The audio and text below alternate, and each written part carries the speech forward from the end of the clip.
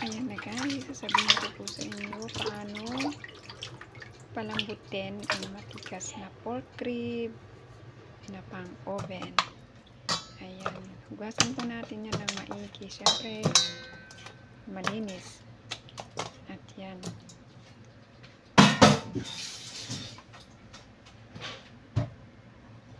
Ang pampalambot lamang po yan guys ay baking soda. Maglagay lang ng 2/2 spoonful.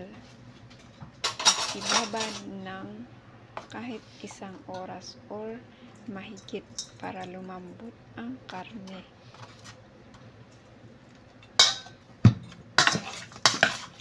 Ayan, haluin lamang ng maigi para maihalo yung baking soda bago mo sapat ng ilang oras. Pagkatapos ng isang oras na mahigit, hugasan ng maigi para matanggal ang baking soda. Kasi pag hindi yan nahugasan ng maigi, medyo masakit na lasa ang karne.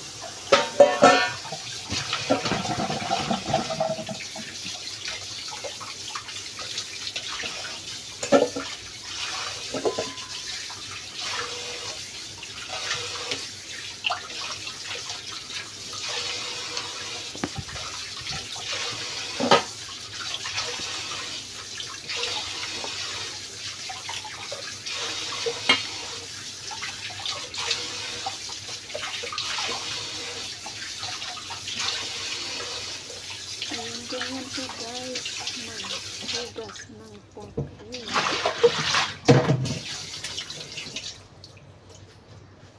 Ayan, tapos na guys, at i-dry.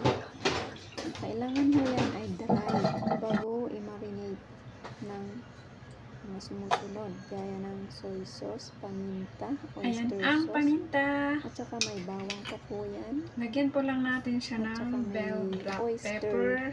Ay, Worcestershire sauce at konting mantika. Ang purpose kasi kung bakit lagyan ng konting mantika para dumikit ang oyster sauce. Bago ilagay konti lang sa ho ang ilagay natin oyster sauce.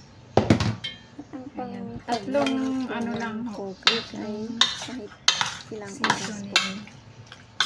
Ito magdamag po para ma-absorb. Tapos ang bawang, lagyan mo ng bawang.